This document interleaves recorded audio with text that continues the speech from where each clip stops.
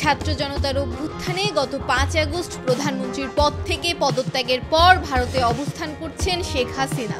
১.৫ মাসের বেশি সময় ধরে ভারতে অবস্থান করলেও তার সম্বন্ধে চূড়ান্ত কোনো সিদ্ধান্ত আনুষ্ঠানিকভাবে এখনো জানায়নি দেশটি। এরই মধ্যে বাংলাদেশের অন্তর্বর্তী সরকার তার কূটনৈতিক বা অফিসিয়াল পাসপোর্ট বাতিল করেছে এবং এই পাসপোর্টে ভারতে অবস্থানের ৪৫ দিনের মেয়াদও ইতিমধ্যে শেষ হয়েছে।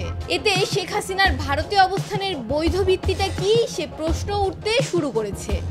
কূটনৈতিক বিশ্লেষকদের মতে এই মুহূর্তে শেখ হাসিনাকে নিয়ে ভারতের সামনে কার্যত ৩টি অপশন বা রাস্তা খোলা আছে। ১. রাজনৈতিক আশ্রয়, ২. তৃতীয় কোনো দেশে আশ্রয়ের ব্যবস্থা করা এবং ৩. বাংলাদেশে শেখ হাসিনার রাজনৈতিক প্রত্যাবর্তনের পথ তৈরি করা।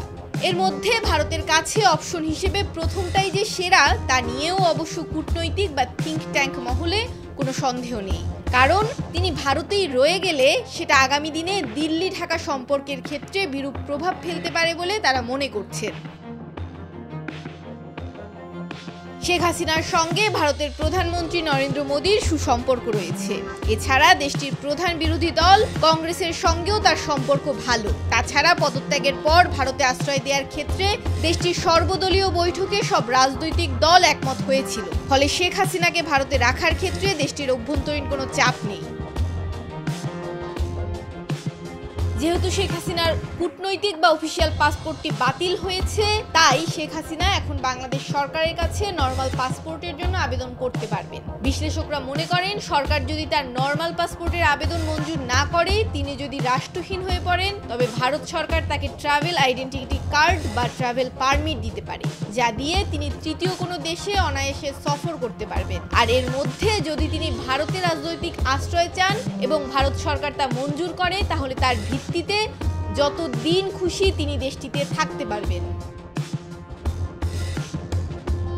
শেখ হাসিনা ভারতে যাওয়ার পর দেশটির সরকারি বক্তব্য অনুযায়ী তার ভারতে যাওয়াটি ছিল সাময়িক। দেশটির পররাষ্ট্রমন্ত্রী এস জয়শঙ্কর গত ৬ আগস্ট পার্লামেন্টে বাংলাদেশ পরিস্থিতি নিয়ে বিবৃতিতে ফর দ্য মোমেন্ট কথাটি ব্যবহার করেছিলেন। তারপর থেকে সরকার আর এ বিষয়ে নতুন করে কোনো ভাষ্য দেয়নি। এর কারণ হলো শেখ হাসিনাকে নিরাপদ কোনো তৃতীয় দেশে পাঠানোর চেষ্টা তারা করছেন।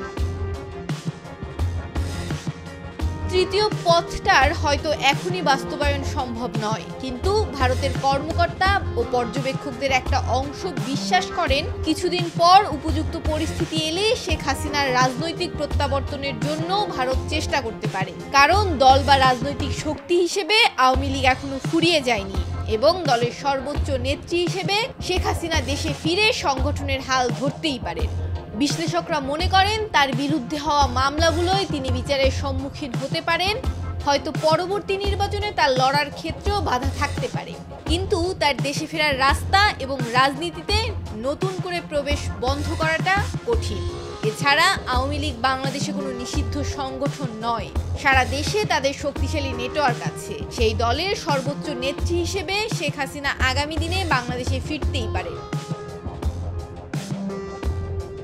তবে কোনো বিশ্লেষকরা এও মনে করেন আওয়ামী লীগ রাজনৈতিক শক্তি হিসেবে টিকে থাকতে পারবে, কিন্তু দলের নেতৃত্বে বড়সড় পরিবর্তন আনা ছাড়া কোনো উপায় নেই।